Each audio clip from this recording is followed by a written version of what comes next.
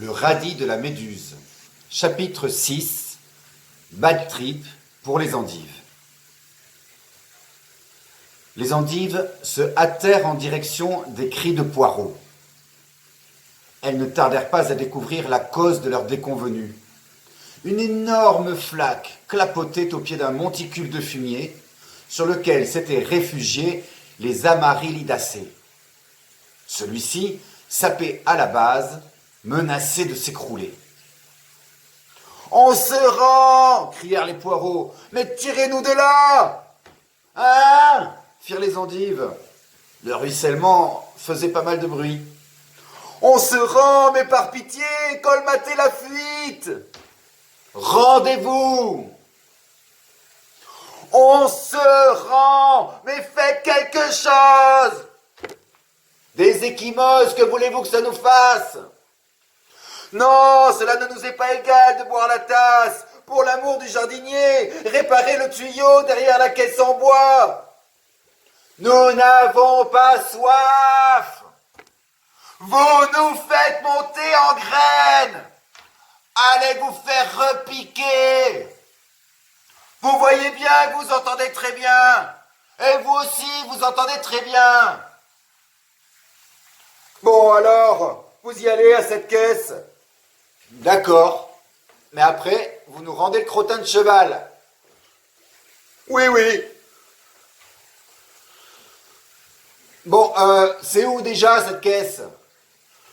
Vous voyez la caisse en bois là, mi-travée. Oui. Eh bien, derrière, il y a l'arrosage automatique et ça doit venir de là. Aussitôt, une équipe d'endives se mit en route, tandis qu'une autre entreprenait de creuser des rigoles pour drainer l'eau. Arrivée derrière la caisse en bois, elle découvrit l'arrosage automatique ruiné par une explosion. Elle se mit en devoir de colmater la brèche ouverte dans le tuyau avec de la terre, des feuilles de courge. Pas facile d'arracher les lobes rugueux contre la volonté de leur propriétaire. Les grandes citrouilles verruqueuses se hérissaient de mamelons, se creusaient, se gerçaient de crevasses qui leur donnaient l'aspect d'un paysage lunaire. C'est en vain qu'elles tentaient de fléchir les endives intraitables en poudrant leur teint bilieux d'une poussière cireuse, glauque ou bleuâtre. Un à un, les limbes palmées contenaient le flot limoneux, réduisant son débit jusqu'à l'étancher complètement.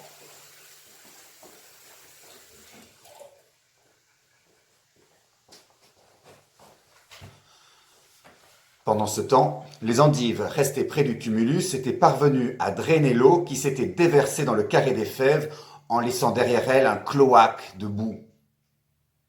Lorsque l'expédition les rejoignit enfin, elles étaient en plein pourparlers avec Malabar, qui ne voulait pas descendre au motif qu'il allait se salir. L'endive aux cicatrices s'énervait. « Gibier d'autocuiseur !» hurla-t-elle.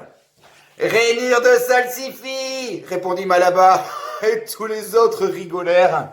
« Ah, ils vont voir !» rugit l'endive. « Rassemblez toutes les vrilles que vous pourrez trouver !» Aussitôt, les endives s'exécutèrent, sans tenir compte des supplications des courges, qui, décidément, payaient un lourd tribut au conflit, coincées qu'elles étaient dans cette enclave. On entendait partout des « pardon »,« dommage collatéral »,« bonjour »,« effet externe », prononcés avec bonhomie, sur fond de litanie à fendre des cœurs d'artichaut. Les poireaux, inquiets, suivaient ces préparatifs. Enfin, les endives achevèrent le plus formidable trampoline qu'on ne se vit en potager. Fièrement, l'endive aux cicatrices, armée d'un tuteur, se jucha dessus et commença à rebondir. Puis, se tournant vers le potiron, elle sollicita l'autorisation de donner l'assaut. « Allez, répondit celui-ci, vous êtes notre champignon. » Aussitôt, l'endive, en donnant de grands coups de racines, prend de la hauteur. Chaque impulsion l'amène plus près des poireaux. Son but est visiblement de porter l'estocade. Elle crie « Mon poids s'assemit et se propulse comme un grêlon » sur un géant précoce. Et au moment de l'atteindre, les amarylliacées s'écartent comme un seul légume. L'endive manque son coup, poursuit sa trajectoire, disparaît derrière un bonnet de turc. Ridicule, ridicule, ricanèrent les poireaux, et dans leur liesse, ils se congratulaient. Les endives étaient désappointées. Elles se mirent à la recherche de l'endive aux cicatrices et finirent par la découvrir au pied de la clôture d'écorce de pin Milwaukee. Elle avait rejoint le potage lâché en 4 morceaux. Le potiron se mit à pleurer comme une entaille de bouleau. Un hérisson passa. « Psst !» lui dit Tony discrètement. « On est prisonniers, elle et moi. Tu peux nous prendre sur ton dos pour qu'on s'évade ?» ?»« Non, » dit le hérisson, et il s'en alla. Maintenant, les endives tenaient un conseil ponctué par les reniflements du potiron. Elles se regardaient marron, chacune pensant à sa butte, aux pousses, aux endives restées là-bas, espérant leur retour. Elles se demandaient ce que leur réservaient encore les poireaux et si le jeu en valait le crottin de cheval. D'abord, la cocotte de la mort, ensuite un pétard mammouth, et puis quoi encore ? Ah, tout cela sentait la cagette. Décidément, il valait mieux rentrer. Pourtant, Bérénice, une copine de Mathilde, leur redonna de la sève. « Ne partez pas, leur dit-elle, pensez au crottin de cheval. Il y a tout ce qu'on veut là-haut, des tartelettes de crottin de cheval, des cakes truffés de crottin de cheval, des soufflés au crottin de cheval, des dragées de crottin de cheval. »« C'est vrai ?» demandèrent les endives. « Mais si je vous le dis, sans compter qu'on ne va pas laisser la mort de Mathilde impunie, tout ce qu'on a à faire, c'est assiéger le fumier, les poireaux finiront bien par descendre, et à ce moment-là, on les émincera. » À force d'argumenter, elle finit par remporter l'adhésion collective. Les endives se repiquèrent donc tout autour du fumier, chacune aménageant une butte à sa convenance. Et le siège commença, long, éternel pour les endives affamées, obligées de faire des raids épuisants pour ramener des rogatons de courgettes. Les poireaux les insultaient chaque jour en assimilant crottin de cheval sur crottin de cheval. Les endives trompaient leur ennui par des conversations oiseuses. « Et toi ?» demanda Sandy à sa voisine. « À quel âge as-tu été sarclée ?»« À 15 jours, répondit celle-ci. Avant, comme beaucoup de légumes, je faisais croire à mes copines que j'avais été sarclée.